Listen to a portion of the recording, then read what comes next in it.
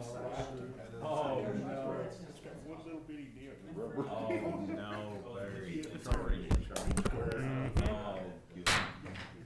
Good morning. It is 10:02 a.m. Over here. That's how it's going to be today, Larry. It's 10:02 a.m. on Friday, March 20th, 2026. Call this meeting of the Wichita County Commissioners Court to order. Our first item this morning is to receive a presentation from the Veterans Service Office. Veterans Service Office, come forward, please. Good morning, Judge. How are you Good today? morning. Thank you for letting us. Oops. I get it all the time. That's funny. Good morning. Good morning. So thank you for letting us come. We're going to show a little insight of what we actually do. Most of these reports are going to be for this year. For all the information, it was gathered from January 1st until March 3rd. And then as we go through the slides, we'll kind of explain it and talk about some of the revenue that we're bringing back into the city. Are we using that one? Well, I can't see that one. So Both of Yours? Did you have a question, sir? I said and/or the county. He No.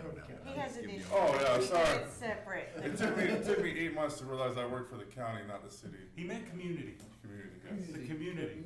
The community. I guess we. We are all. Next slide, please. I'm too short. So that's our motto: no veteran left behind. We do not do appointments.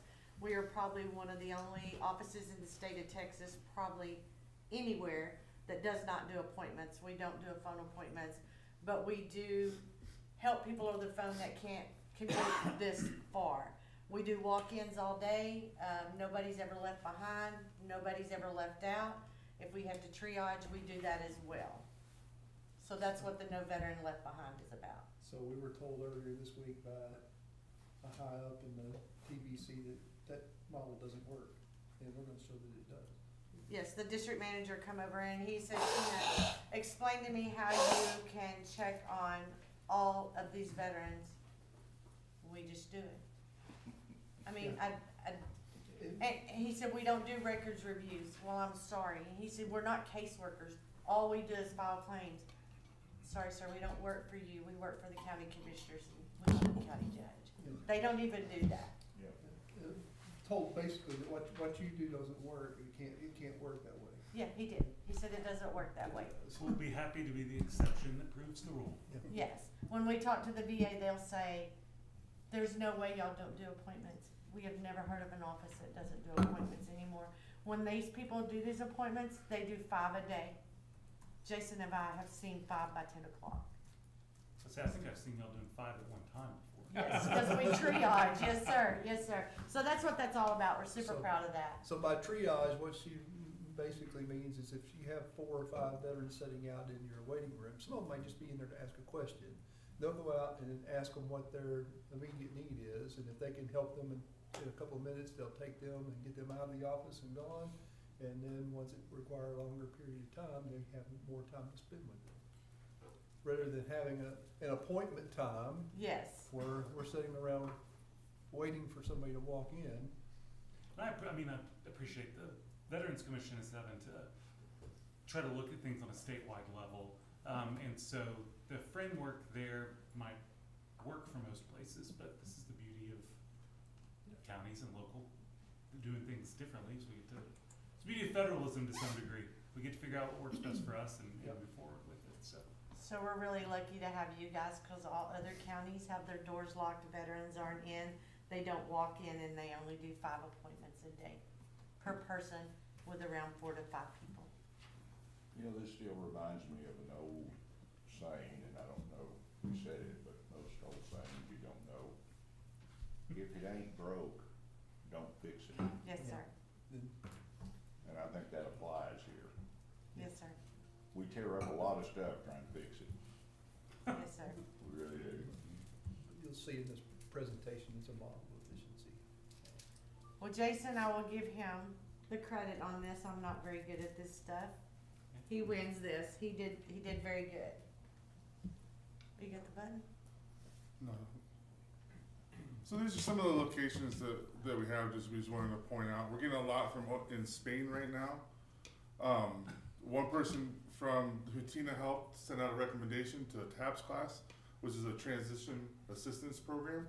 And one of them reached out to Tina, she helped out with everything, and then he just started passing the name along. So that's kind of how it goes with the military community is actually pretty small. And once you realize that, or once you find a veteran service officer that's gonna help you and actually explain the process, your names gets passed around really quickly. And that's what's happening because of Tina. 'Cause I've only been here a year and a half, so. And then those are some of the key points that we have, but there's a lot more as well. And there's some, bridges we really gotta cross, helping the UK and Spain and the Philippines, cause we don't have international calling. So we try to do everything by email, and some of them download a app where they can text, and we do everything through Pro electronically.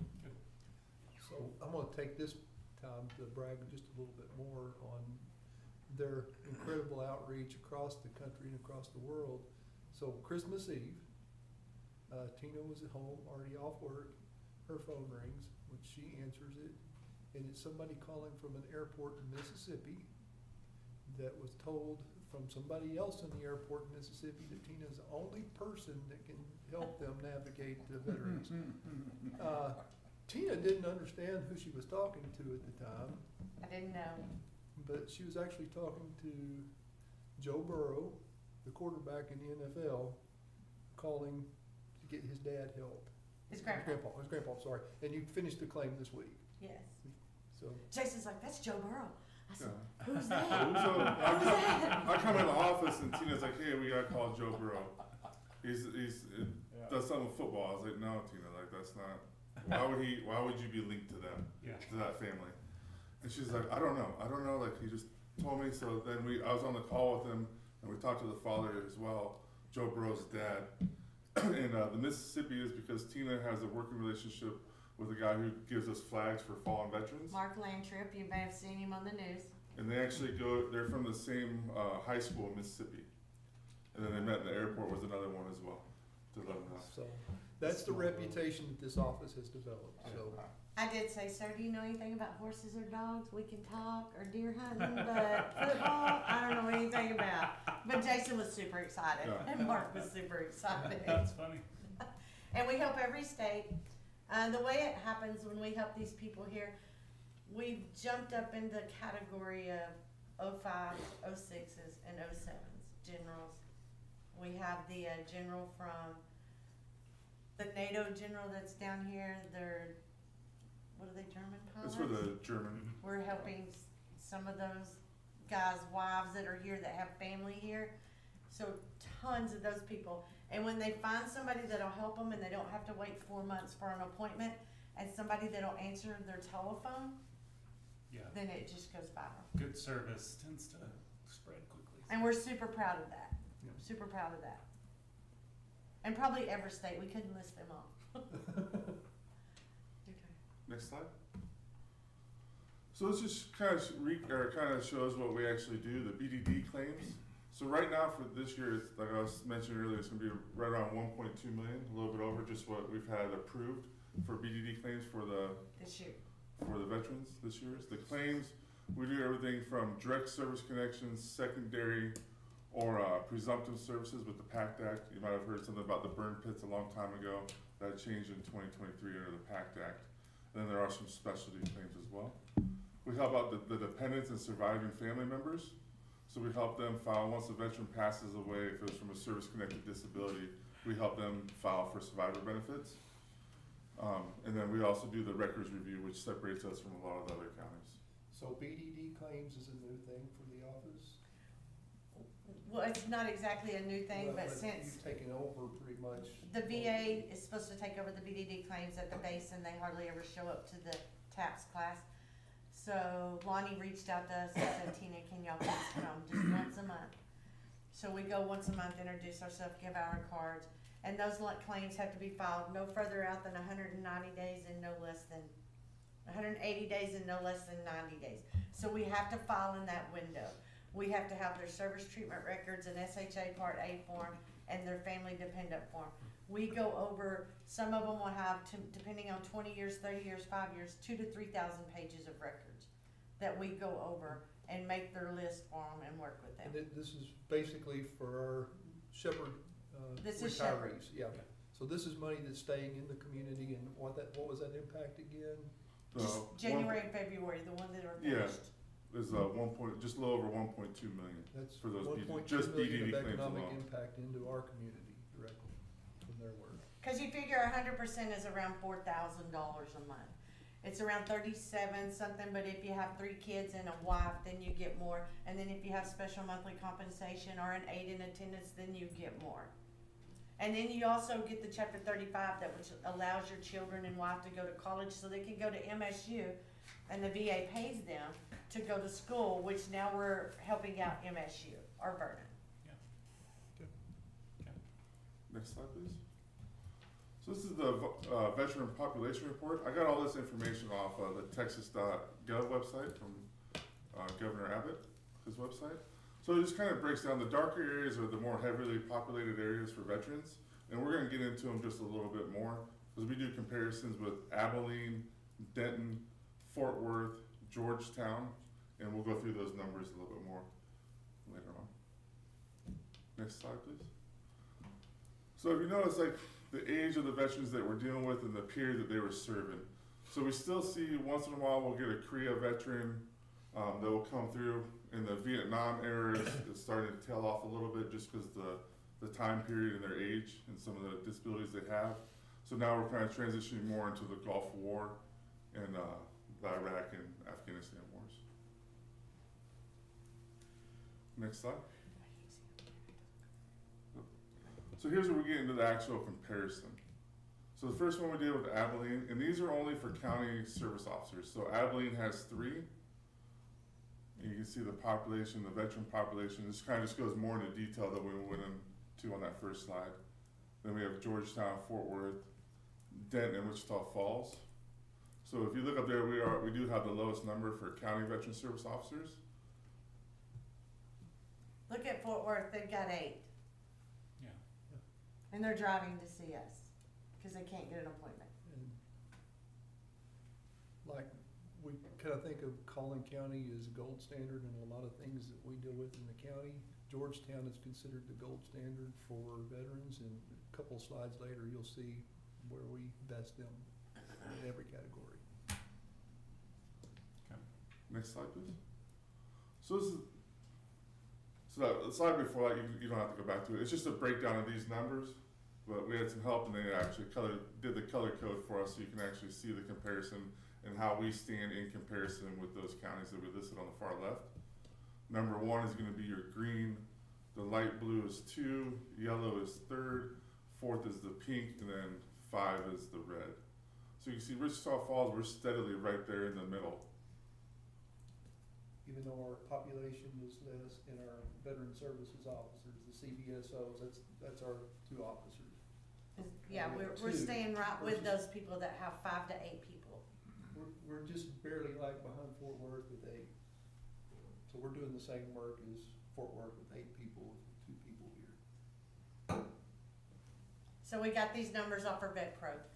So I can run a report, and that's only January and February. And Georgetown, down at the gold standard, is number 5.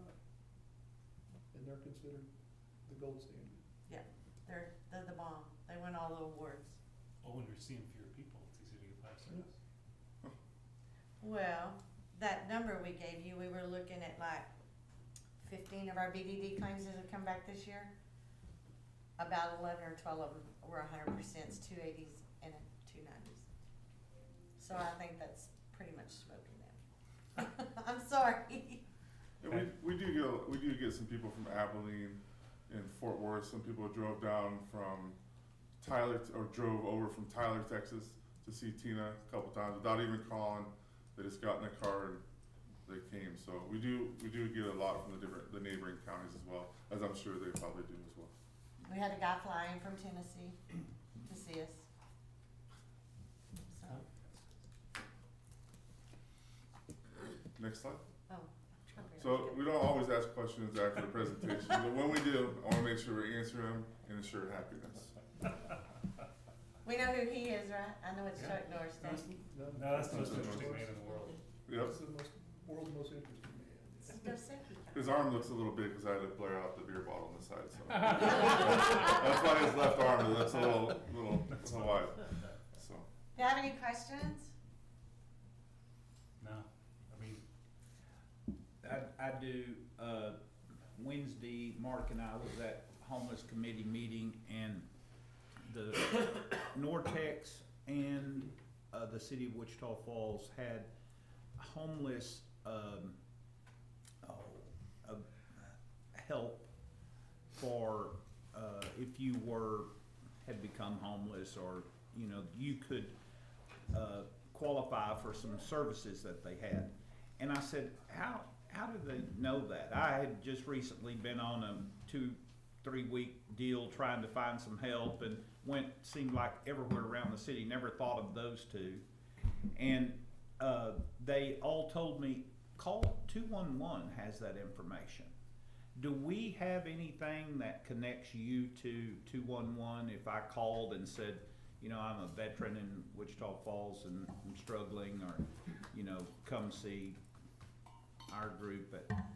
The only way somebody would reach out if it was like disability or something, 211 is everything else, HUD housing, whatever. So we don't really have HUD housing here. I did go to one of the meetings with Mark, the homeless committee meeting. Homeless coalition, yeah. And- See, continuum care. I'm all about doing any of that, but we stay super busy. But I wanted to ask the question that day. Y'all have 300 and something homeless people here or whatever, and I was like, I would like to know what the population of homeless veterans is.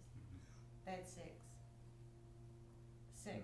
So that tells me we're doing our job, or they haven't found them, because they get money, and they get incarcerated, and they can only, if they're 100% after 61 days, that drops down to 10%. They lose that.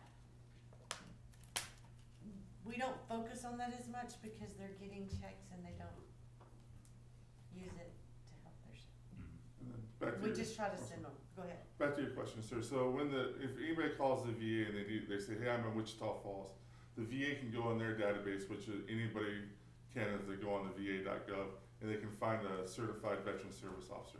Yes. And then a lot of times we will get transferred, I don't know if it's from the 211, but the VA will transfer them over to us, because me and Tina's name pops up for the Wichita Falls. So we do get incoming calls, but I can't tell you if it came from the Well, 211. I've just wondered, the scenario we were working off of on Wednesday was, let's say I'm a mom and I've been evicted and I need immediate housing. And if she calls 211, she could find out what's available locally for that, but she may not know that her husband or ex-husband or is VA qualified or could be VA qualified, and it may be an alternative option for them to check into. One of the things was that came up through Nortex, there was a grant program that 12 months homeless, disabled, they'll pay for that housing forward. Once you qualify and get on there and you have that disability, then you stay on that program and they pay for that housing through that federal grant. So We- HUD we- housing. we can check and see if 211 is aware of the existence of the VSO. Yeah, how they- Just as another touch point. So, Judge, they do every once in a while transfer to us, without being disrespectful at all, but most of these places are call centers. Yeah. And they have no clue what they're doing anyway. Even when we call them, we have to help them do their job, and they work for the VA. So, You're spinning Well, people off to other. Yeah. Yeah. And 211 and VA are, Yeah. they're different, but we can check and see, because it's state money that's funding that a lot of times, so, and HUD housing. yeah. But we don't really have that here. Amarillo, Dallas. Okay. Other questions? And we also have a TBC office right across the hall that we have an absolutely amazing working relationship with. It has not always been the case, so they share a lot of responsibilities and clients, and so appreciate that working relationship there. And I would like to say this because it's very amazing to us. Since things are changing The last 4 years, it would take us 6 to 8 months to get a claim finished. And surviving spouses would pass on before we would ever get their aid in attendance. We are seeing surviving benefits as of now done in 24 hours to a week. And we are seeing claims processed within a month, That's great. 3 months. So they're moving along. That's very good. Good. It's really good to see. Yeah. All right. You know, Judge, when you're a governmental agency, you try to do well in every area that, you know, you're engaged in. But if you're gonna do very well anywhere, I'd say this is one of the places you need to do a good job, and we do. Thank you. Yeah. Thank you. Well, thank Thank you, y'all. sir. Yeah. Yeah. Great job. Thank y'all. Thank y'all. Have a good one. Thank y'all. We had our support team, we wanna thank Yeah. them for coming.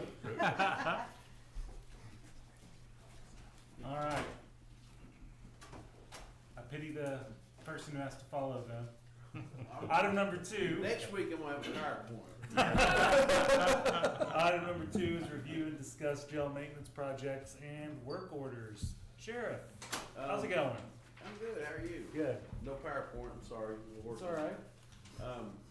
They finished the showers this week, came out and did all those, got them all fixed and up and running now. So that was probably the biggest thing, still waiting on rain to see what the roof does, of course. There's 96 work orders over the last 2 weeks that were done and completed. I think we're changing the last couple windows out in solitary, we've been slowly replacing those windows when we get all scratched up. And that's really the main things going on. Is that a slightly higher number on out of county days? Or is it no. probably in line with where it has been? No, we still, no, cause last week we had like 680 meals. Okay. So, or last 2 weeks, so it's actually down $3,000-4,000 from 2 weeks ago. Okay. It's still running about the same. We had a little bit more money from ICE this go around.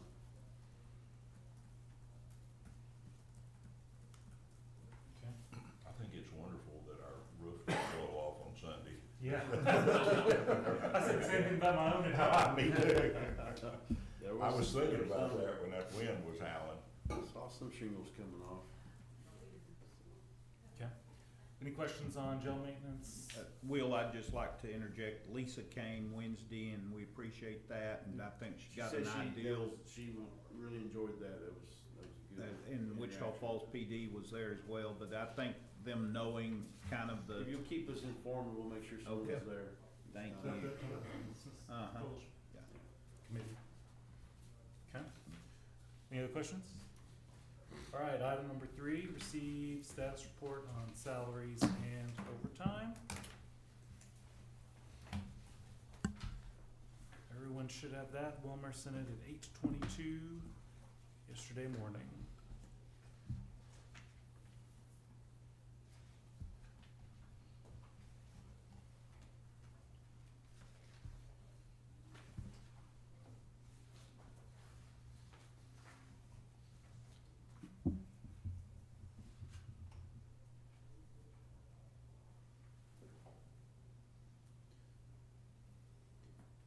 Sheriff, any comments on this, as we No, look I mean, at it? We are fully staffed. In the jail, we have 2 openings. Say that again. Fully staffed. We have 2 openings on patrol and an opening in courthouse security. Other than that, we're staffed. So, Yeah, I've seen some new faces in security. yeah, we had to, there were some schools going on a couple weeks ago that had 2 out to different schools, plus 1 short, so we had to rotate some patrol officers in there to Okay. fill in the spots. They're wearing some nice cowboy hats, I'll see nose that. and hats.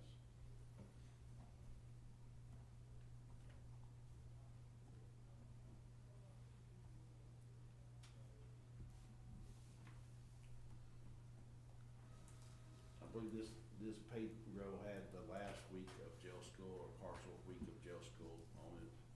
So it's still up a little bit. Of course, we had a lot of, vacation and sick was 756 hours. And most of that was gonna be vacation.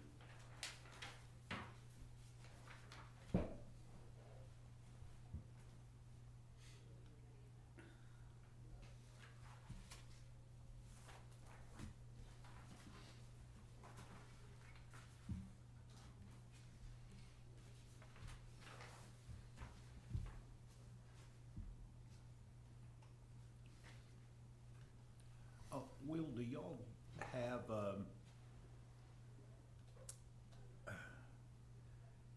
for mental first aid training, do y'all go through that? Do the jail personnel or deputies, Mental health training? mental health first? aid. I don't know, we do mental health first aid, right, no. That's So- We do mental Well, health the- training, but I don't know if first aid, I Yeah, don't know the exactly. jailers, the plan, it was as part of the grant that we now are doing jail-based competency restoration out there. They would be able to do training of some of the jailers, the frontline folks.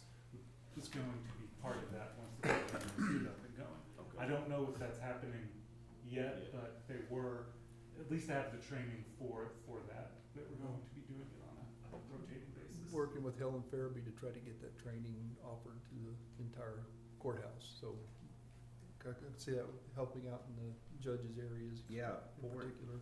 poor Deb, she needs the Yeah, training. yeah, anybody's forward facing. Anyone who, yes, Lowell's, So, yeah. yeah, that's something we're working on, Jeff and I, to bring here. I know they do de-escalation classes in the jail and court patrol, but, I don't know if it's focused. for Well, mental and health. they didn't go in depth about exactly what it was, but it seemed beneficial, it seemed Okay. helpful. Kind of a point of contact. Yeah, Yeah. kinda Yeah, understand the signs and. understanding signs and things and.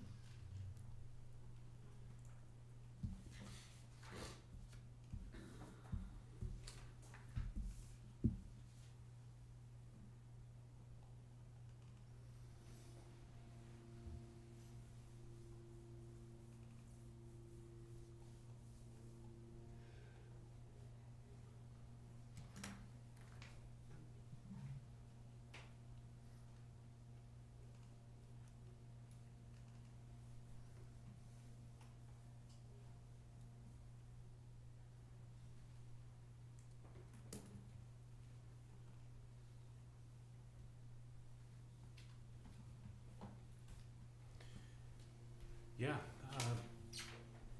the trend is a good one of what fully staffed at the jail means for some of those numbers we've been talking about since, heck, even before I was elected. So I won't jinx anything, but, trend is good. All right, any questions on that? Everyone have a chance to look through? Judge, one comment On, on, I jinxed it. you jinxed it a little bit. So, on the overtime calculations and the salary calculations, it is based on the actual amount of payrolls.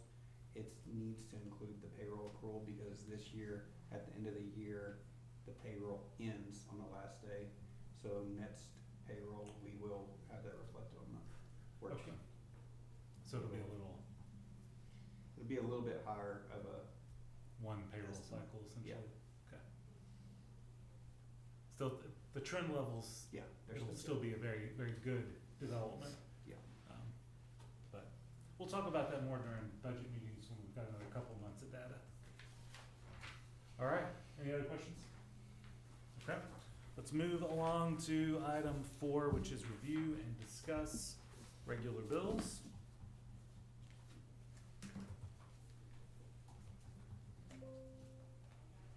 This came to us at 9:31 yesterday morning from Margaret.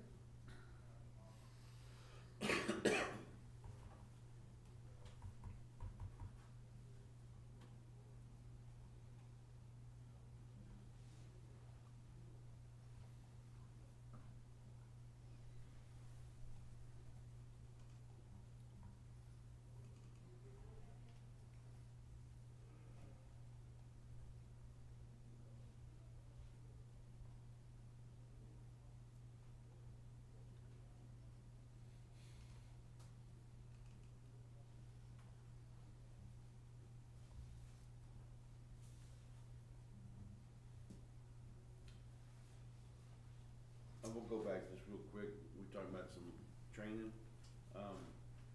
By the end of 27, all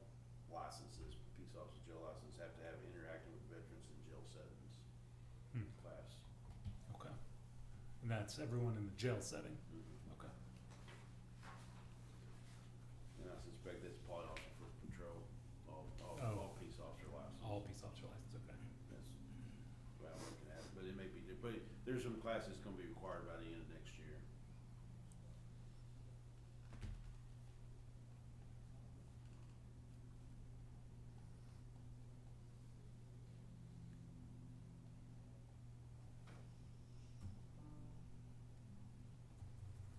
I see the two, the lease payments to the city of Burkburnett, thank you.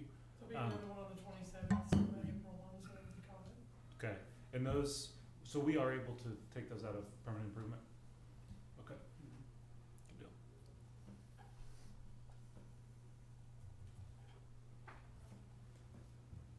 Thank you, maybe they won't call me.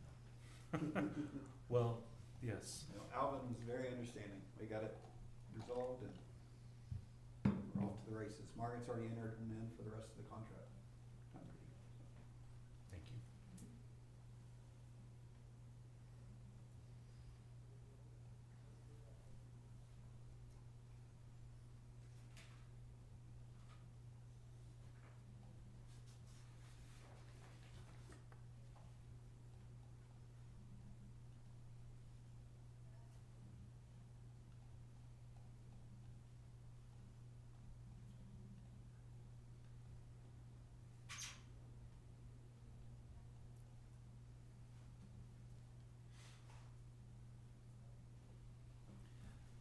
Matt, I've got a question for you on, so we are taking some sponsors for our West Texas. Can they pay the county? How, who, or how do I do that? So they would have, so it'd be similar to how other TAC conferences go. We could talk to Deanna and, can't remember what the other lady's name is. And they would make the contribution to them and then TAC would really schedule it all. And, Okay, so don't do it through us. no, sir. Yeah.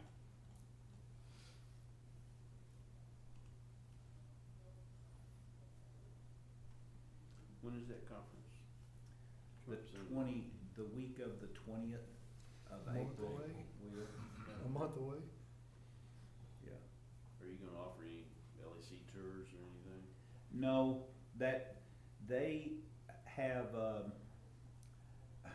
you know, I thought that was the coolest thing ever, but the hours won't, they won't give us, educational hours for that.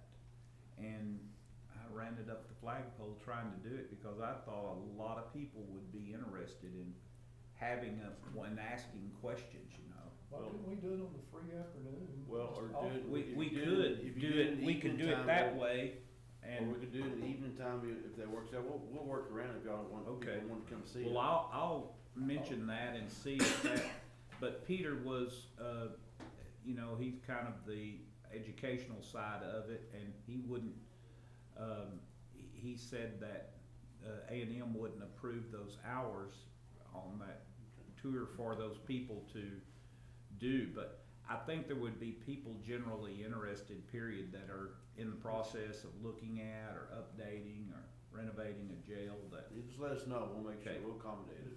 okay. We do it on a free afternoon, I'll volunteer to help lead all that up, so. Okay. Interestingly enough, probably one of the more important educational items is the budget. I mean, just look at your annual budget, that's a big deal. Well, sure, sure. Which is interesting that we wouldn't think that was educational. Yeah, And I guarantee you, you don't wanna make a mistake when you're approaching that yeah. thing. And Will, I think there is some, if Lisa wants to come or whoever, I think there is a class on jail medical, on insurance options or considerations or just, Okay. I I'll get don't with know you. that much about it, but I do know that it was something that, was presented, Peter brought it up, so. We'll get with you, figure out what date and time, and we'll have Okay. somebody there. Yeah, I'd sure like to show ours off. as opposed to what we was shown in the last conference. Mm-hmm. Matt, for some reason, again, I think this came up previously, I'm not able to click the links in the PDF. So I'm gonna ask y'all, the Vertisoft, Mm-hmm. what software is that? Gravity, that's the Okay. Agfer software. Okay. They always had the different names and I wasn't sure. I don't know why those links are not working. I would say kind of probably hang tight because next week we go to a new Yeah. URL. And so if it's still not working after that, then we can Okay. run a ticket up to them. Everything's still working for me on the actual Munis site. It's just I noticed the PDFs have stopped having the link Yeah, embedded. we can look into that as soon as we'll test it next Thursday whenever the update's complete. We'll see if it's still doing it. Okay.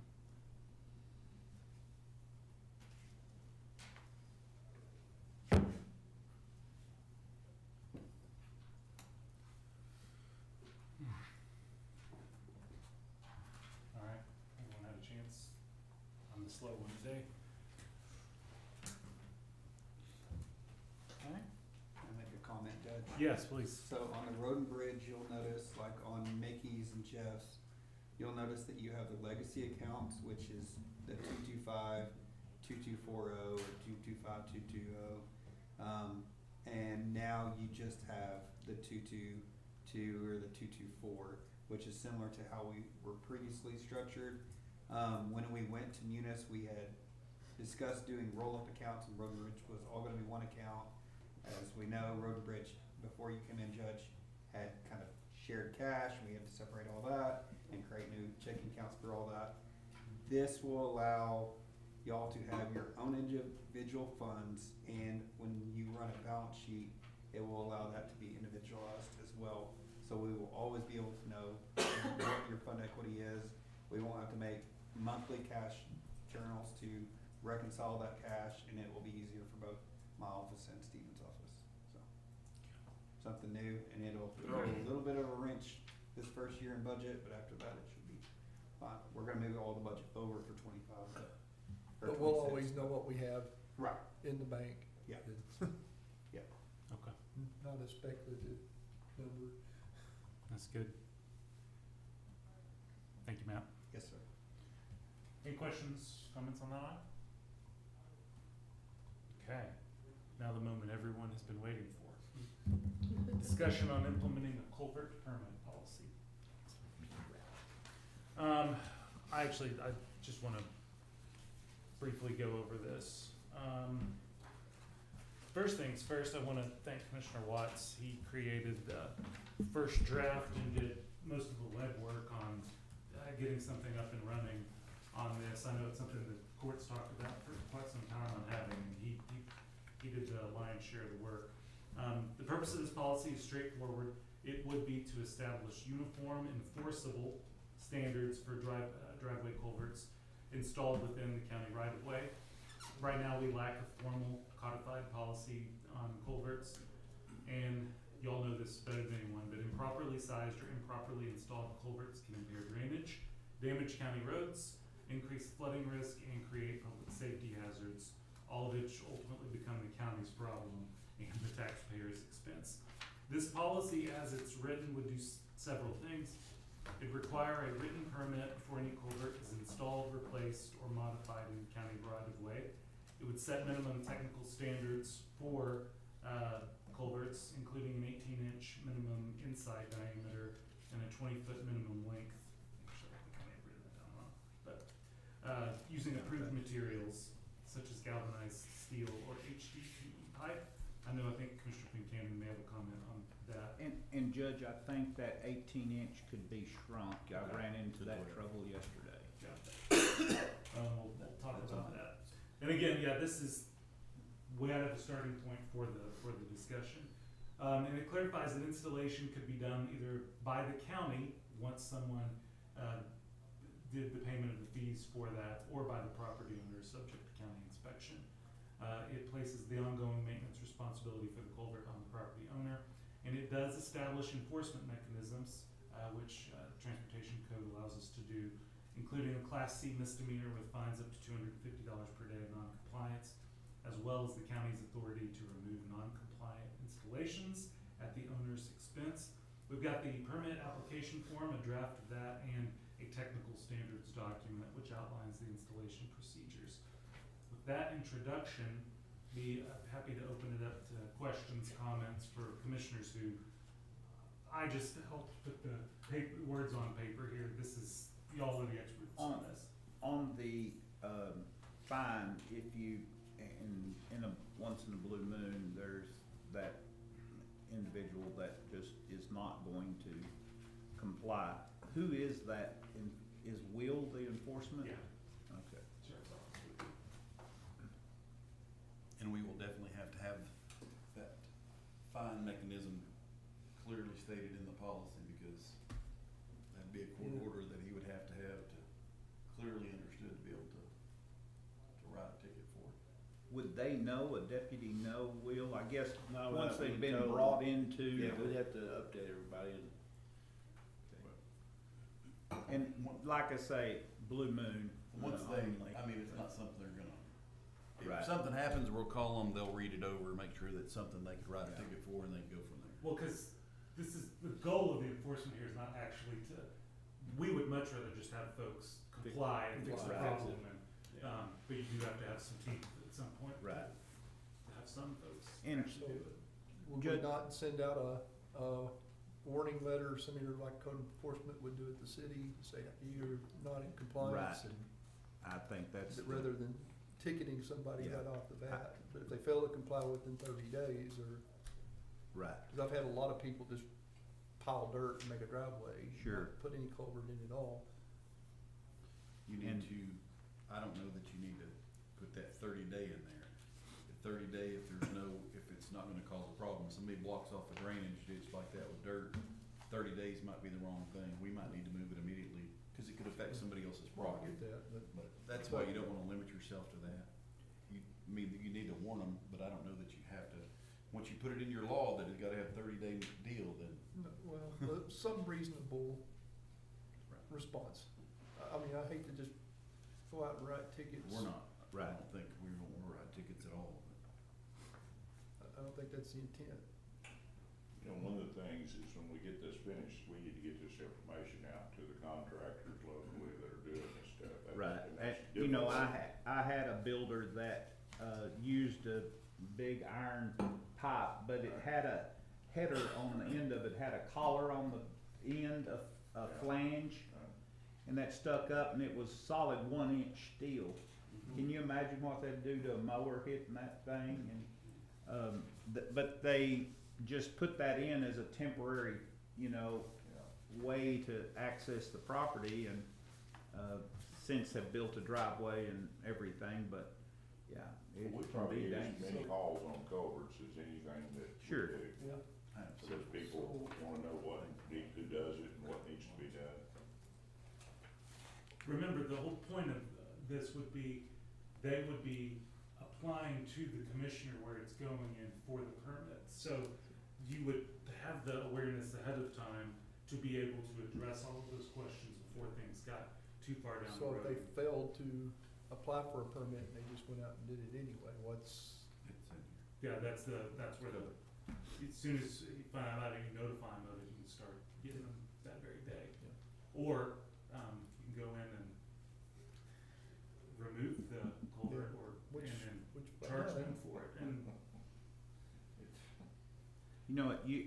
It's about played out now, but, back in the day, Flake bought a fiberglass reject from Burke, and we saw lots of culverts back when I was young.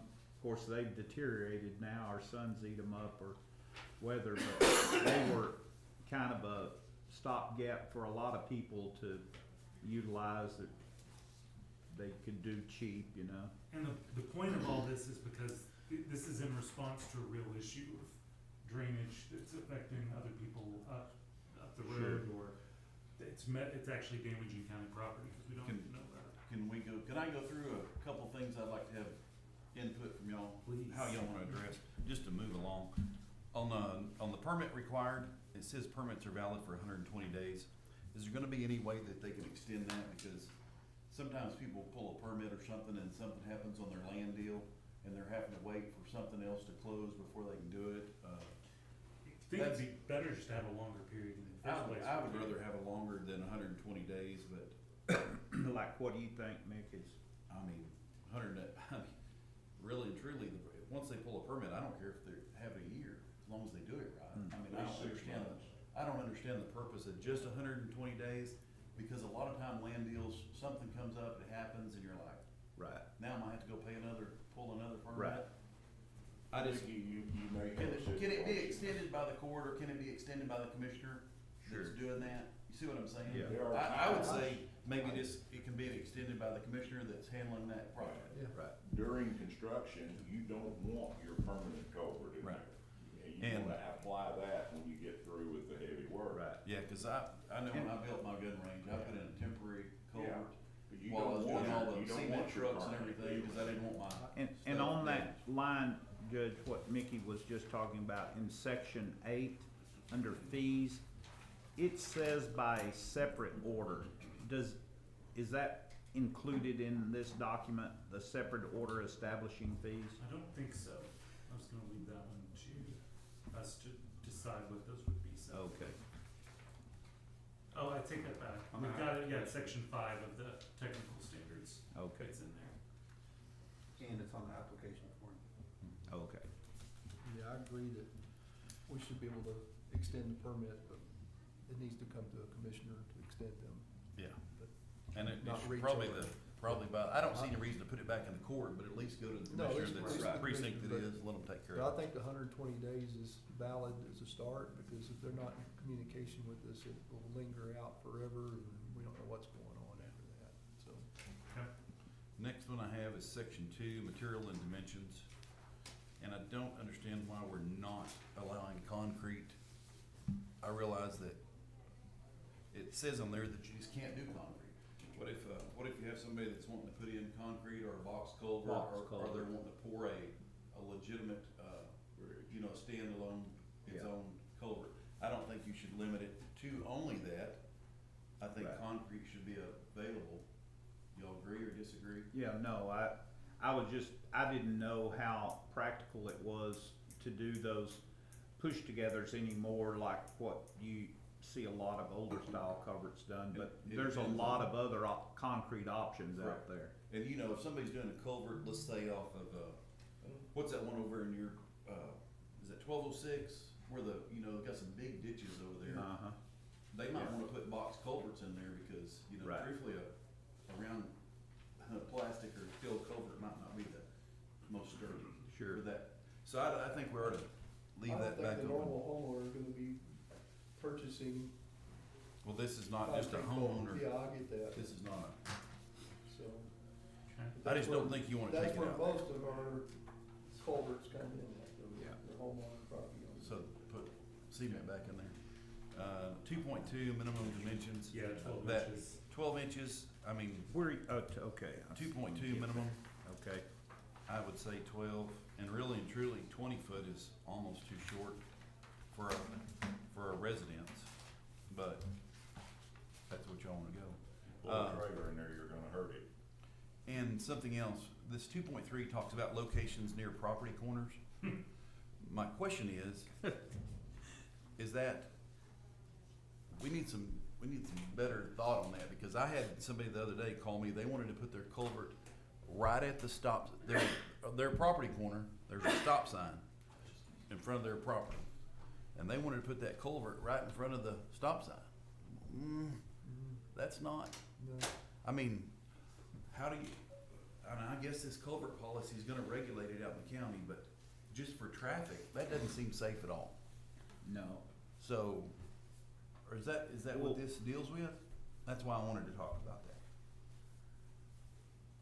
And how do we address that? I think that this could be something that if you're gonna have it within however much, we've got 5 feet in here now, it could just be it's gonna require separate approval by the commissioner and sort of take it that way, or would you rather just Well, maybe it should say the appropriate distance from a property corner.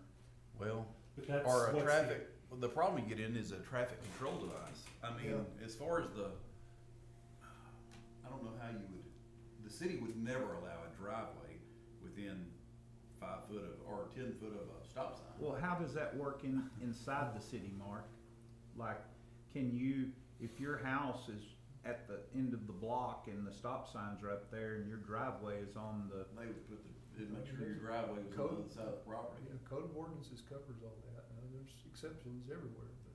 That's where you get into your planning and zoning, and we're not planning. Right. We're not gonna be doing all that, but But we need to, I would also advise against having a driveway right at the stop sign.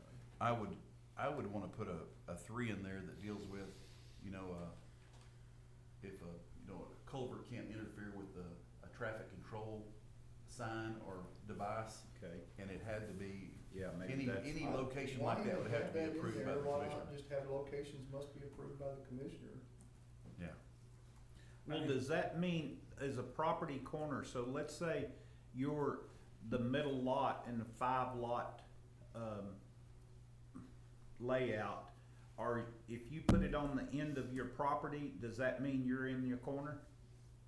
Well, It wouldn't- doesn't if necessarily it mean doesn't- intersection, If does it doesn't interfere with anything, then that's why I'm bringing this up. I'm wondering, Because- is that what this is dealing with, you think? Cause this is a plagiarizing off of Montgomery.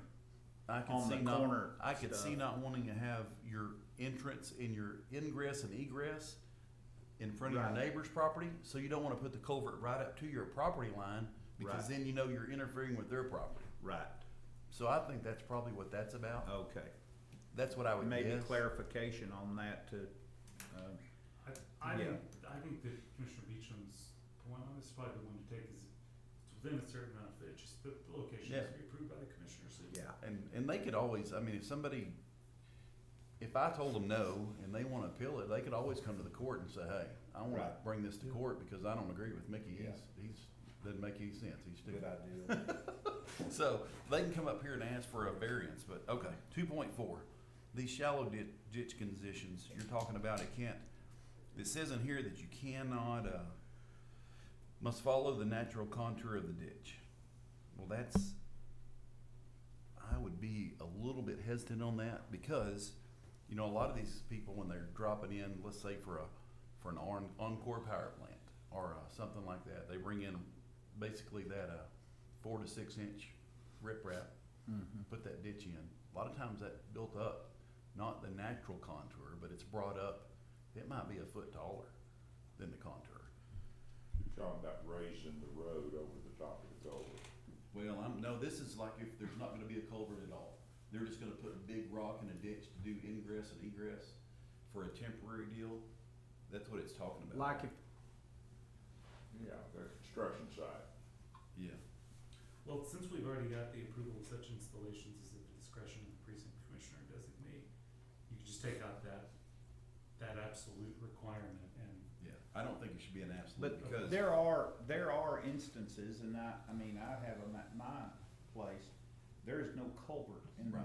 there. And you might, if somebody's doing let's say they're putting in a new power line, you know how they'll drop in that 4 to 6 inch riprap in a bar ditch to get heavy equipment in and out. Right. It's a temporary deal. Is that they would probably have to go get a culvert application to do that. Yeah, I think we need to Because- cover that, the temporary ramps or whatever. Because it is a temporary ramp, Right. like you're saying, it's a Yeah. temporary deal, but Yeah, good it idea. says on here that it can only follow the natural contour of the ditch, which those do not. No, Right. So are you saying they can't do it? That's what I'm getting at. Right. We need to address it. well, it- And by the that needs way, to I be part was of in that a process.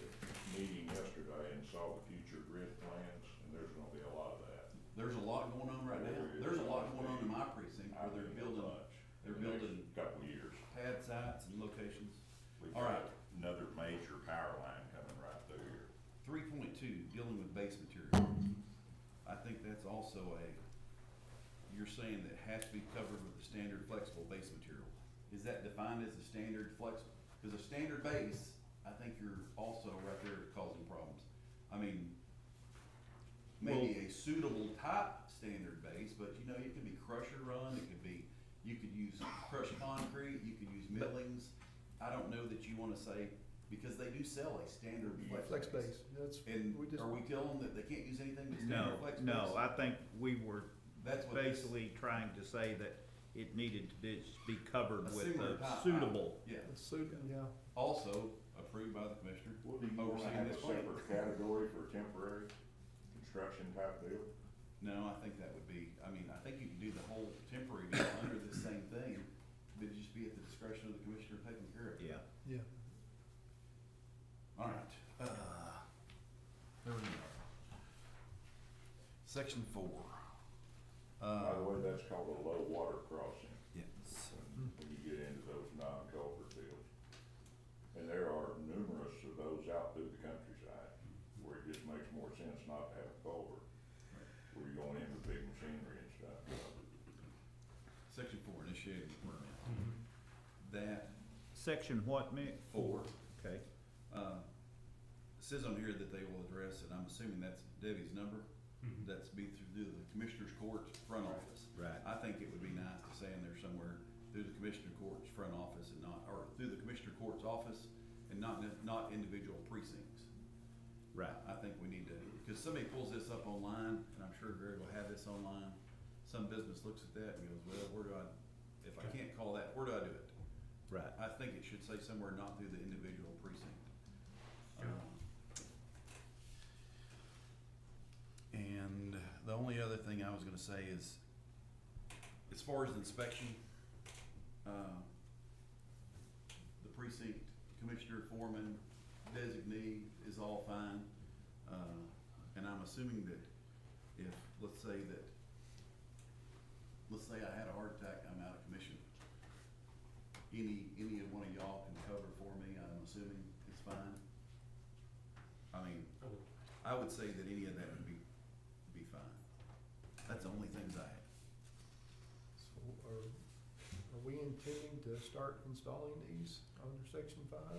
Well, that's what, Mark, we wanted to talk about as to, Yeah. do we wanna give both options? Do we Yeah. want to just make it be where the customer has to do it? Do we They can hire a want- private contractor to go do it. Well, 1982 a foot is not gonna cover our cost. No, Not even we close. just plugged that number. Yeah, this was a big thing, is we wanted to put it in as a discussion point. And, you know, we had, our bid prices, depending on the size, don't address the freight involved a lot of times that we might have, additional cost incurred. It's just a price per foot, FOB. What I'm hearing is that y'all would just assume take that out completely, Would not, I that know. would be an option. No. Well, and I tell you, I think Jeff, I think he's installed culverts for people. Precinct 2 in the past, prior to me being here, has installed culverts for people. And I have still helped people install culverts at no expense to the county. I'm not gonna buy your rock, I'm not gonna buy your culvert, I'm not gonna buy any materials for that. But Right. if you need assistance, we have helped people do it. Right. Because we want it done right.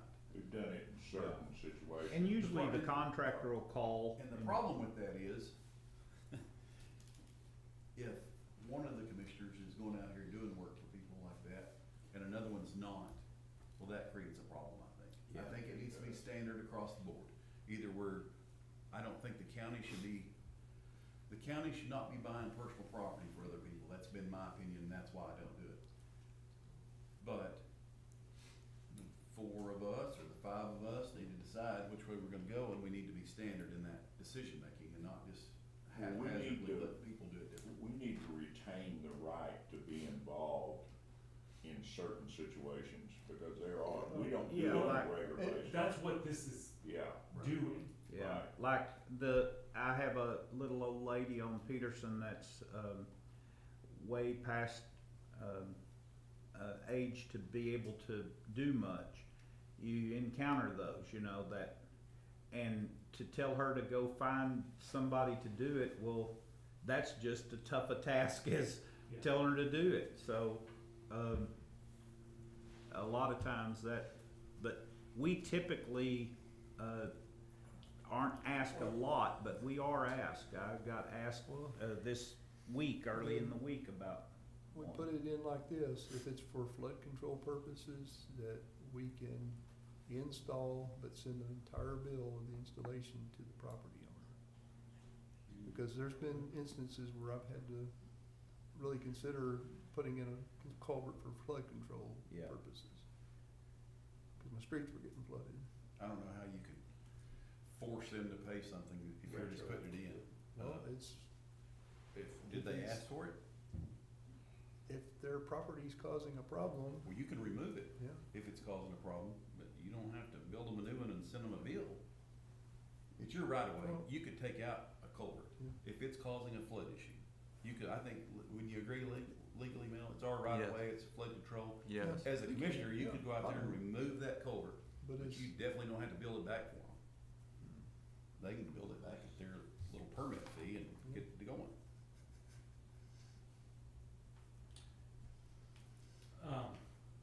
Yeah, I mean, I don't have a lot to add to this, cause y'all are the ones who are. One of the issues that I had, or that had occurred over time, I have a real nice HOA in, my precinct, that a particular dead-end road comes behind about 5 homes. And every one of those homes, their driveways are in the back of the house, and every one of them put in a culvert, and somebody else did it. None of those homeowners did it, but every culvert is misaligned. And they didn't shoot any grade, and it's a mosquito trap, and it's just an issue.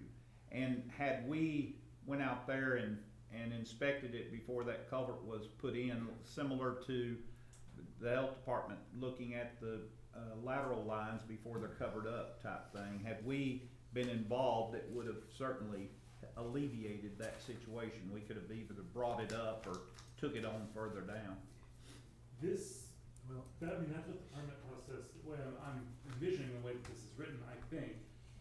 You are involved because before you issue the permit, you've essentially told them, this is how you're going to Right. do it. And then if they don't, you've got the ability to come in Right. and, rather than doing the installation Right. yourself. one of the things that I see that we need to do is put some maintenance on this, so they can't, if their culvert's not being maintained and it's plugged up, that creates more problems than anything. Mm-hmm. What- You know, what we- that is a great point, because there probably should be something in here that says they have to maintain the culvert. It is, it's in, I didn't notice. I didn't catch it, I mean, how but how even does- existing, So even it's- existing culverts. it's in section 7 of the main policy. Maintenance responsibility. Section 7. But I see, what I see happening there is that an individual contacts us to clean out their culvert because, Okay. well, just think about the city sending you a letter, Jim, and saying, hey, your culvert under your driveway is clogged up, I need you to get it cleaned out. Well, where do I do that at? Yeah. What does that entail? Or, I mean, is there a machine that comes out and does that, or, Well, so, But some of this, I live in the city and pay those taxes so that I don't have to worry about those kinds of questions. I mean, I would never have thought that I could call somebody at the county and have my culvert cleaned out. I mean, if I need a culvert cleaned out, I grab a shovel and a hoe and go out there and start cleaning it out. well, The I ends mean, are bent over I'm and thinking flat. about the, inside the culvert being clogged up with mud because the culvert's been misinstalled to begin with, and, Well, that's what I'm talking about. uh, I've been in them culverts, reaching in there, digging them out. It's part of living in the county. Do you go clean them out for people? well, if I have an issue, but I don't get into the culvert, we don't have much of that, but we do the mouse of culverts regularly. Right. And we'll clean And it. it's a real problem when you get northwest in the county The same. with stubble and sand coming off of those Yeah, we clean fields them- in we heavy clean them all the rains. time. It's a mess in them culverts, and you have to be diligent to follow up on a rainstorm and get those culverts opened back up, because otherwise they start blocking you. So I think we need to enhance that maintenance responsibility section to include every, culverts that are already existing and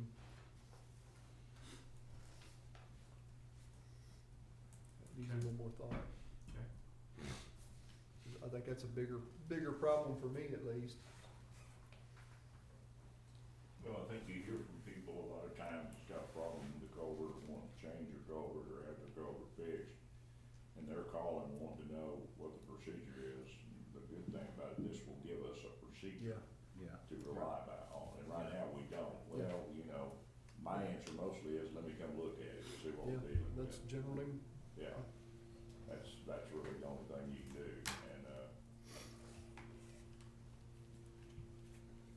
And that's the trick, is when you do a policy of trying to keep enough flexibility to Yeah. be able to have that response. But and our general answer is we don't install them, but we will come and help you, make sure it's on the right grade and all Yeah. that, and we have done that, come by and be a part of it, and right also, size, right grade, and yeah. in line correctly. Cause I'm telling you guys, if you get in the culvert business, that's gonna be a lot of what you do. Yeah, and that was my big, is that right now, That's gonna be a lot. y'all, I mean, Yeah, for at least a couple of our precincts, the issue of the amount of work you get done in a year is not money related, it's actual just amount of time. it is. And if you add culverts into the middle of that, that becomes an even. Well, to keep things moving, why don't y'all think about that some more on whether or not it should be a blanket, we're not going to install at all, or we are, and we can adjust based on what the local record is on that. Okay?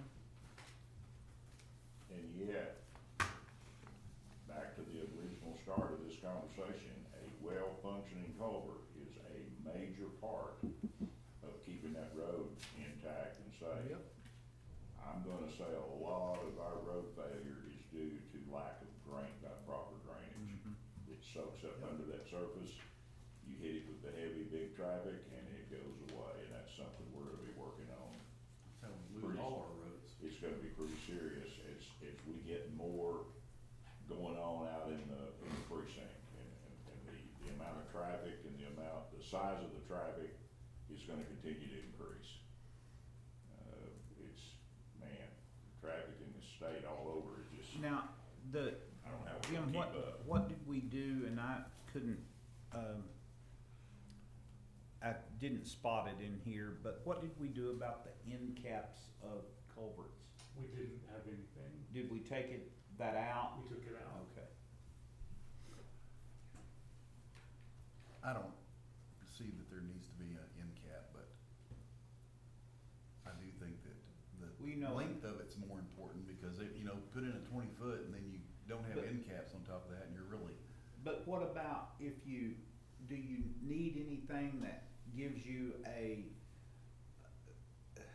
lot of times, and I don't see them as much anymore, but unfinished ends on culverts. So I've got the metal slope sticking down out in the ditch, which snags the mower and it curls up, and then it's a problem. they're where not properly it installed. was They don't never put it- properly installed. It should have had that cement finish around it to box it in, and that was never done. And so we don't want to do that either. We don't wanna. Correct. See, TxDOT's gone now to putting those sloped ends on all of them. Yeah, they concrete put it now. on, I think it's more of a safety deal. yes. Instead of having a head-on into that thing, it launches you when you Right. get on it. Yeah. So it's a more exciting wreck, but I don't know. It does pay off. I had one of mine hit on there on 369. Oh, it does, it And makes it- it. I mean, it saved them from probably dying there, just Wow. doing a little jump and landing out in the field. Uh-huh. Jokes at every day. Yeah. But it all depends on, how detailed we wanna go. We need a culvert policy, so we're notified where, Absolutely. my main reason for wanting to really push this was to be notified where stuff is going on. Right. Yeah. So we Yeah. don't, But I don't know that this gets us. So to- you wind it helps us It tremendously. help, it Maybe will. so you don't wind up with this one. Yeah. Yeah. Yeah. about the size of a Yeah, straw. but we do need to get one in place, in my opinion. Oh. Don't need to put this off. No. Well, so where we are, I can take the agreed upon stuff here, they're not really that many, make a couple of small changes. Right now, we've got this set for action, next Friday's court, cause it's a voting session. Y'all, is a week long enough for Yeah. y'all to think on and Yeah. figure out whatever, and at least we can always change it, And but as far as installation fees, I think if, that should be the actual cost. If we're gonna charge somebody and we're gonna go out there and work, you know, let's say it goes out there, a crew of 4 people. Yeah. 6 hours to go do it, I think we ought to bill them for what their costs are. I mean, You got- standard contractor prices, cause we have the same equipment, but I would rather them hire a private contractor. We don't need to be in the business of competing against other people doing Culvert work. As Bill Preston used to say, if you can find it in the yellow pages, which nobody knows what that is anymore, Right. then we don't need to be doing it. Yeah. And that's really not a bad guy. Yep. I agree. all right. Any other questions, comments on culvert policy? Now you Google it. Maybe that's- Yeah, if you can Google it. Oh, this You next, can do ChatGPT and have AI. Yeah, there you That's go. right, that's right. now we got another good. Okay, so that ends that discussion. Let's go to item number 6, discussion on implementing a comp time bank. So, we're having this discussion because this came up a few weeks back after the winter storm event. I think, as part of the discussion that day, it was worth having a further look at and getting everybody's ducks in a row, allowing HR, allowing the auditor's office to do a little research and get ready on what a comp time bank would look like, as an alternative to overtime for non-law enforcement departments. I think largely we have to just completely separate the patrol side, jail, and courthouse security out of this discussion, because law enforcement's handled in a separate way, both federal law and honestly, just common sense. So, based on what both HR and auditor's office, got back, and I appreciate Van, he had to step out, but he took everything that they had provided and sort of established a baseline that, I just wanna go over really quick before we jump into this. From my understanding of what previous conversations we had as a court, what we were talking about even considering was a low cap, and by that I mean 20 hours, 40 hours, whatever it is, but a low cap bank of comp time to replace overtime, where employees would be required to use the comp time within a certain time frame. I think it was really clear, I think Matt said this in court that day, and it was echoed, no one wants a repeat of what happened a few years back, prior to my time, of a huge payout to employees that the bank had gotten a large amount on. So we're talking about a small hours cap, we're talking about a limited time frame, and then the first question to them, to research, was gonna be, can we theoretically do that? I think the answer that, well, he's shaking his head, she's nodding her head, No. no, oh, you were shaking I'm your a no. head, okay. Well, this may be a quick discussion then. Well, yes, I'm under the impression that we cannot bank. 240 hours, that's your cap. You can't cap it any less than that. But You let me can, say I- you're, Go ahead, Tommy. Fair Labor Standards covers all public agencies, we're a public agency. So the maximum cap is 240. When you read it, several places say, that's your cap, you can't go lower. But then I did find where it said an employer can make a lower cap, and they can compel the employee to take the time off. However, at the end of the 26 pay periods, you have to pay out whatever is left. Now, do we want to set that cap? There are some things that are record keeping that are gonna be a nightmare. One of them is you have to have an agreement between the employee and the employer that they will, how they're going to use their comp time or be paid out. The city does this, and I just hate their form because it says, I choose to be paid out, I choose to, take my time off. Well, that is a record-keeping nightmare in itself, if you want to be paid and I want vacation time or time off. The other, But Tanya, go ahead. any clue, can you monetize any of that you're telling me?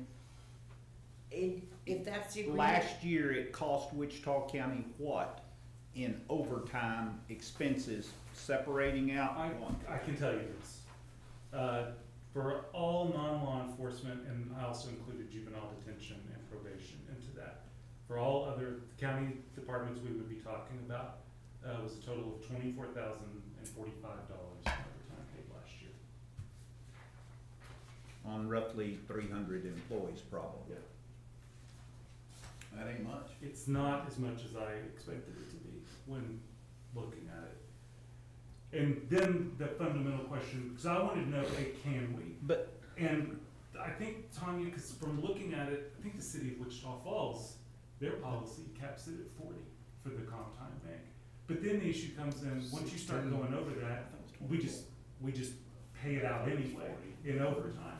So what's the point at that, Right. at that point? I mean, we have it occur in small increments to us, but if we ever had a nighttime call, which that happens, and we have to go set barricades, whatever working through that scenario has never become an issue, and it's never been a tremendous expense.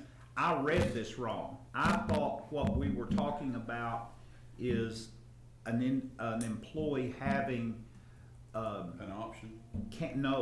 employee having cancer and being off work, and these hours back in another employee be banked over here to No. draw from. No. No, And that's a time bank. yeah, It's and different. that does exist in a lot of places, I think, including the city, if I'm Yeah, not mistaken. it But does.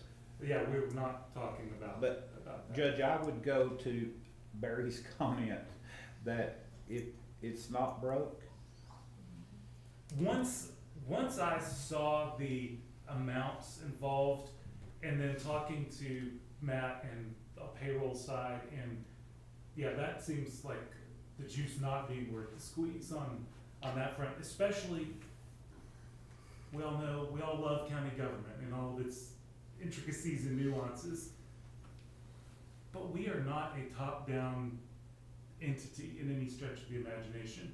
You can set a policy, but if individual elected officials wanna do their own thing, they largely can up to a point. And so, I didn't wanna just derail and cut off the discussion, cause, but we had commissioners express the desire to have the discussion. But this just seems like something that, I don't know what it gets us, that makes it worth the That trouble trouble. to institute. You're complicating something that's not a problem. Well, here's the big problem with Road and Bridge. We're out on a chip seal project. Our pay period ends on what, Thursday? Mhm. Our work week doesn't end, but if we're working them over, we're not paying overtime. We have to lessen that work week earlier in the work week and let them off to take the time occurred, Or pay them the overtime. or pay them the overtime. Not to pay the overtime.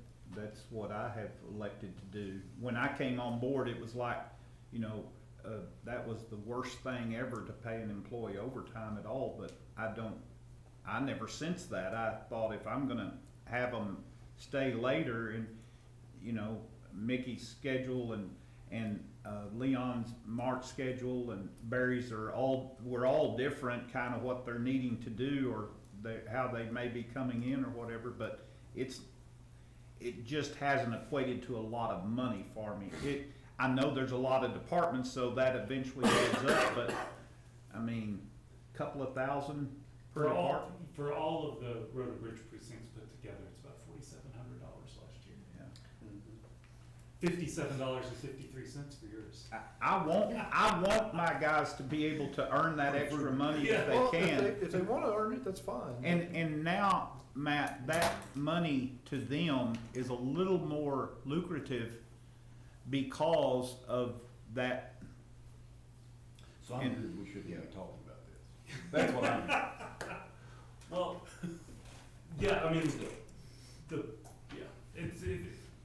what problem were we trying to solve? And I think, at least in my mind, I thought the number was gonna be a lot bigger. put more overtime in my budget next year. I'm gonna stop trying to manage it all and just let them have Well, overtime. but here's the other flip side of that, to your point that you asked, Mark, was you have the ability to correct that yourself through the proper use of admin time. So if you didn't wanna run into the overtime issue, as the manager, you can address that in other ways. Or you can manage overtime. It's, the check and the balance here is gonna come up to when we have budget discussions, and now that I took the trouble to get these numbers, they will be coming up in the departmental budget meetings. But do you have an overtime problem, and A, are you aware of it, and B, is it something that you can address and are trying to address? And having that discussion there, rather than adding another structure on top of what we already do. And my only comparison is, you know, we would, if everybody came in on a Wednesday night and had to put out barricades and they worked to the majority of that evening or through the night and monitored some water, and that was an issue, Friday we may take off. Right. And wash that out, but to have 3 of them have 3 hours overtime But for. Fridays is the next pay period. Well, You can't do I that. know, but, That's the whole point of the. well, I know, but that's only if you're doing it correctly.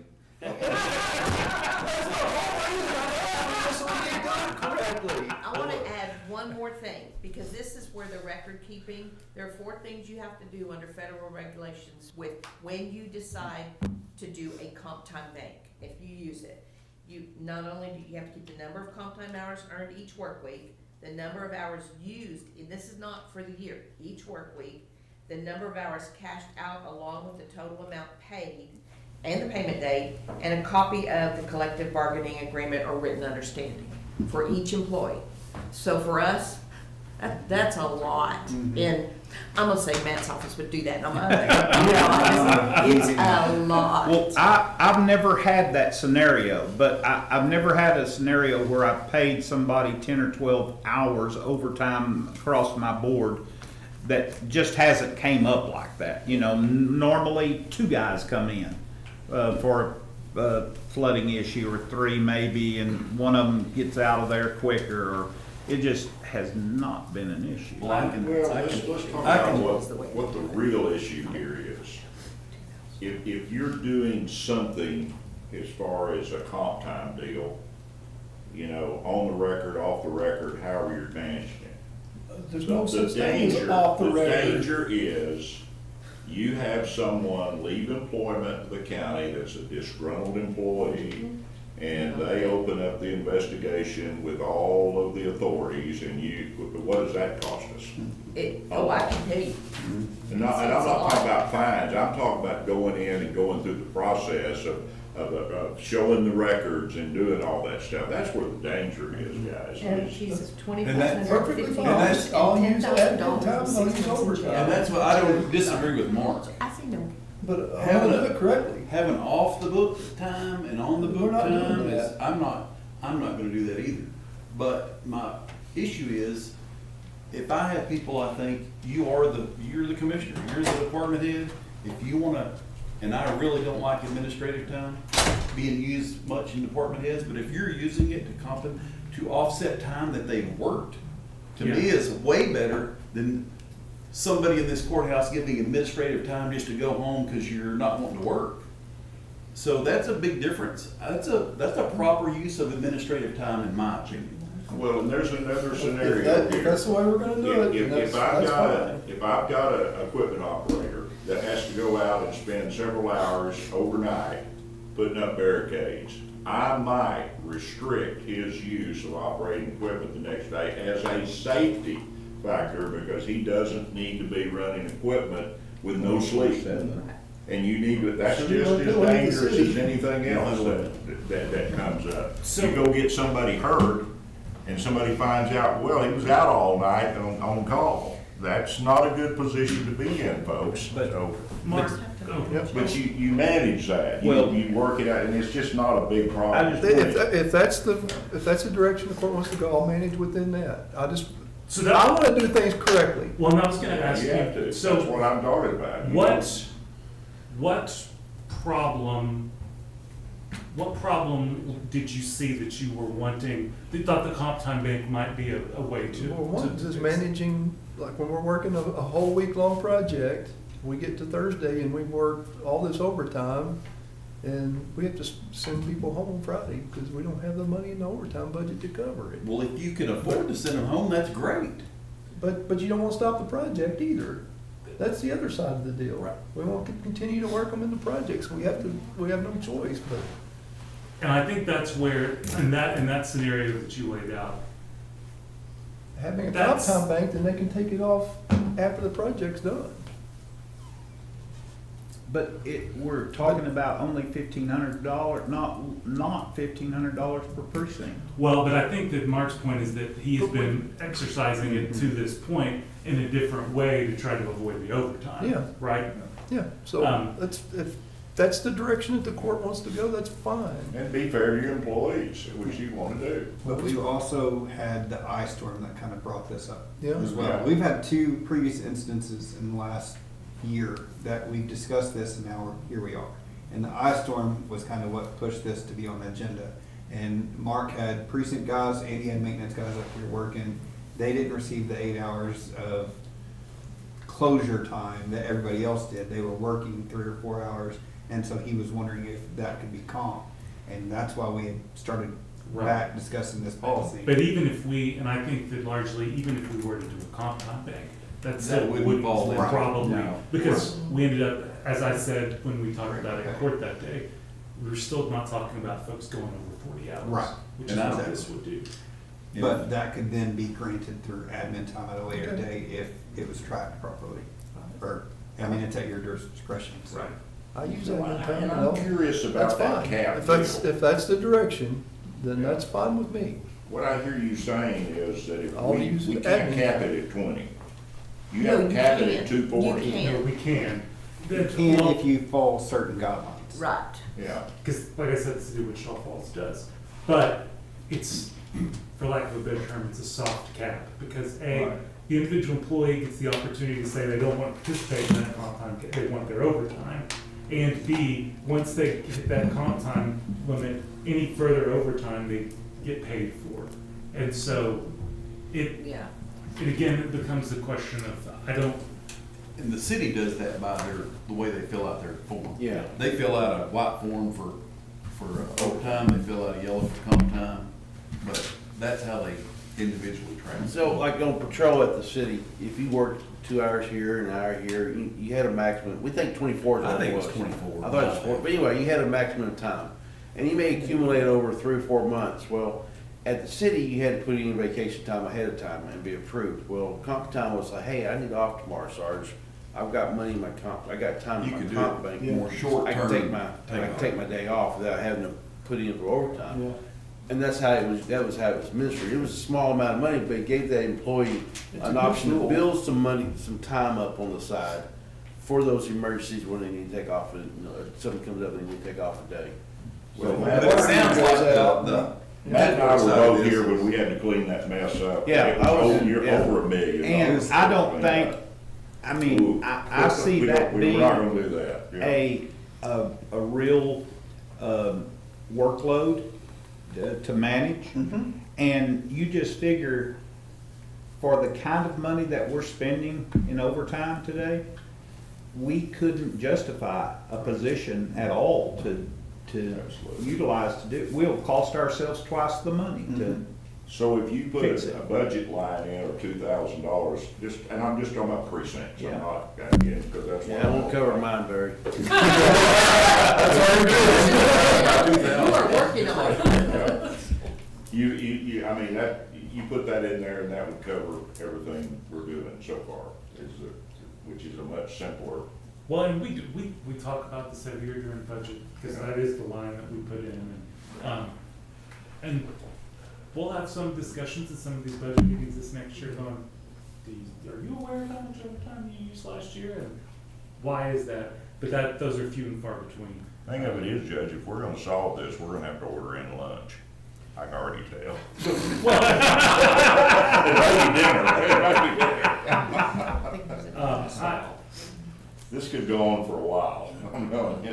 And to Mark's question, I think if this is where the court's direction is and wants to go, then that's how we'll go, and just adapt, accordingly.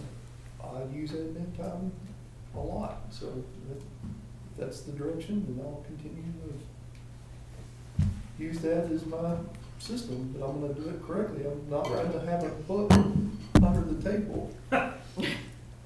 Yeah, That's exactly what I'm trying to avoid. It's always good to. Right, but I just pay overtime. I mean, to me, that's the benefit to the employee and the benefit to the county, and so much easier to handle. It Well, doesn't create any As kind you of. said earlier, it was always the philosophy not to pay overtime, so we have very Yeah. little overtime in our budget. Yeah, and that's just a outdated old. Okay, well, then if that's the new direction of the court, then it'll reflect on next year's budget. I will add one word, avoiding unnecessary overtime. And that's where you, But the when you're voters- managing a project and. Right. and- I would argue that then that's, if it's part of a project, it's necessary. That's fine. So, if it's just poor planning and we started the project on the Thursday before the deal started, well, that's, a different story, but We're usually talking about a Monday through I Friday. know. It's gonna be putting all those culverts in. But this, this discussion didn't come up over at Chip Center. Hey, Mr. It's Hicks, come you up have for it. $6,000 budgeted in overtime. That could be- Yeah. Okay, just wanna make sure that you knew you were, Yeah. You had 6,000 budgeted? That's a minute, just in case, yeah. Good manager. He only spent 620 last year, so. Yeah. So what are we complaining about? Cause I've been managing it. All right. Well, that was fun. Anyone have any questions or comments or further thoughts on the comp plan? Well, and there's no, I mean, I haven't heard this issue in some time, but I know we crossed that bridge other times. But on the other aspect of what I was talking about, where, say Tanya she has this, time built up that she's got vacation and, sick time, and she wanted to give it to Sonia. Yeah, we That's a don't- sick leave bank. We do and not have that. I have been looking into that for another department, and there's, a lot of agencies and, I've got some people's policies from different counties, but they're going away from it.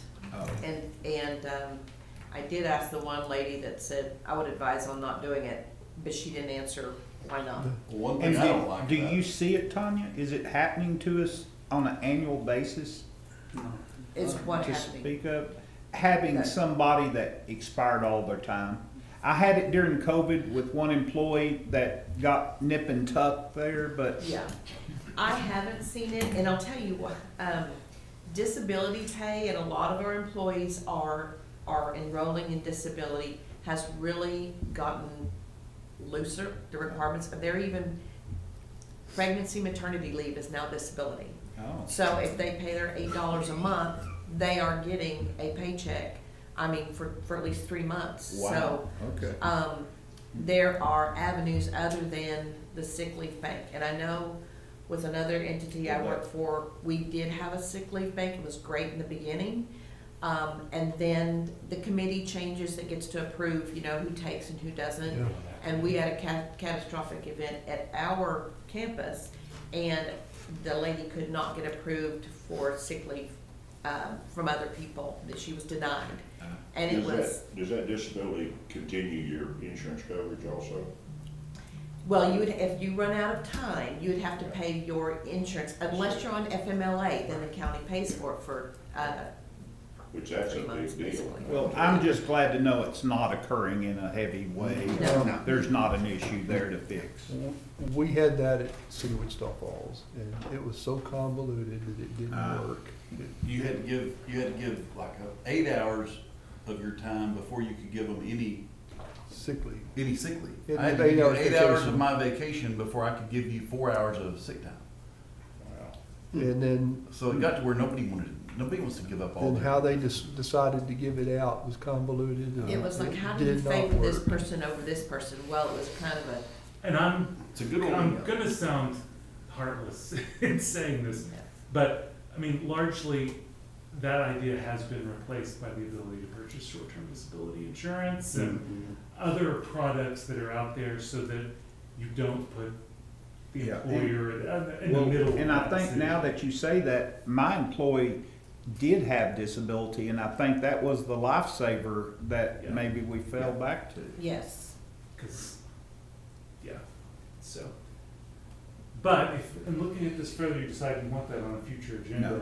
No, that, I'm glad to know, I didn't know how it occurred. We also had that COVID leave policy which helped people, so, Yeah, yeah. that's true. All right, Unless there's a slideshow for the, updates, I don't know if Mickey got one, I got some pictures. I knew you would. and just in context, the jail Sorry, at the Lynn. time There you last go. year was orders of magnitude higher than $24,000. It was more than $2,000. But not today. Not today. Not today. All right. Thank you, Will. You're welcome. That takes us to item number 7, which is receive update on courthouse renovations and county courthouse annexes. Gentlemen, either of you have an update? Slight update. Okay. I've gotta do an asbestos, study on the JJEP building, but it's not very expensive. Okay. But it's coming out of A the. study, so not The the study. meeting yet. No. A study, Not because when, expensive. when the contractors walked through, they noted some potential asbestos, so before they do anything, we have to know. Okay. And how we'll have to go about abating that. HVAC project, the one here is really complex, it's getting ready to bid. Probably will not see any activity on that till fall, cause we've missed the window. This is the first and second floor Yeah. fix, okay. Yeah, so, and then we're working on the HVAC project on second floor of the annex as well, Okay. so. Yeah, now's not a good time of year to start HVAC They'll projects. both go in the fall, Okay. so. Well, who thought summer would start in March? But- No, I know, no kidding. Okay. Nikki? Work project hasn't done anything else other than they're still trying to get all their bids rounded up. We did finally get the guy line wire to the tower, get it moved and get it all properly put in there in another location where I think it'll be out of the way of the new building. And all the cement from the existing Burke Annex was repurposed, recycled in precinct 3, Well, there you go. so. And you can In- drive across in the the lake? lake. Yeah. It's rough, but you can drive across it. It will get better as we finish up, So, making progress. One other thing briefly, we do have the east windows and doors of the courthouse project that we funded for this year. We're starting to work on that. We'll have a session on a Friday to look at that, because once we tear that wine rack off, we're gonna have to have some thought, some plan going forward of what to do as in lieu of the wine rack, so I've got some ideas, got some thoughts, Okay. but and that's, and I'm assuming that side of the courthouse and your thoughts will be somewhat more bland than what your original thoughts are of the front of the courthouse. Well, it would it would be, the, It'll- what's the word I'm looking for, it tie into the blend. yeah, It You said allow. blend, but I was saying bland. blend. I know, but what Mark's trying to do is whatever he does over here. Yeah, whatever just we be start able to with, carry whatever we forward. start to do on, So nothing similar to the north side. Well, the north side of the oh, the courthouse. north side's blend. That's why I said what I said. Yeah. Because, I mean, But there Because- was nothing to really work with there, and it's really, wrongly, it's not our face. I think The we're, east the east is the most publicly seen side of our courthouse. The south is the storefront that we don't even use, Well, so. there's some I- thought going I forward with I that. think we are going to need to have a larger, more robust discussion on the future aesthetic plans of the courthouse, with a different item where we do pack a lunch.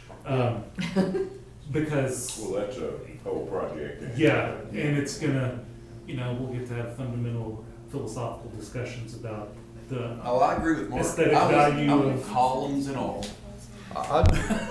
so, but I'm serious, that is, It'll be that is a discussion that we need to have a plan on. 'Cause it's But gonna whatever, matter. before we do that east wall project, It needs is to what be part I'm, of what I'm this. getting at, we have to have a plan going Yes. forward. Correct. Cause I don't wanna spend a lot of money doing that, and have to come around and. And that's why I Yes. said, that's why I said a more bland, cause if you're gonna, and that's exactly why I said Yeah. that. Cause if there is gonna be a futuristic remodel of the front of the courthouse. Yeah. Then let's don't remodel this side real fancy and then have to change it all when we No. do the front. No, That's that's what I exactly, wanna see that's happen. exactly what I'm talking about, is we need to have, Spend the money once, not twice. Correct. I agree larger with that, that's a discussion. whole discussion, that's a whole item in itself. I think if we can manage to make something look even more communist and East German, that's how. You said less Where did we just go? I think more like the See, you Death should've Star. paid attention. now, there is a community here in the United States that has a Vladimir Lenin statue out in front, that Is they there? got off of surplus. Maybe we can find one. Maybe we can. All right, I think that just about does it. It's 11:44 and court is adjourned.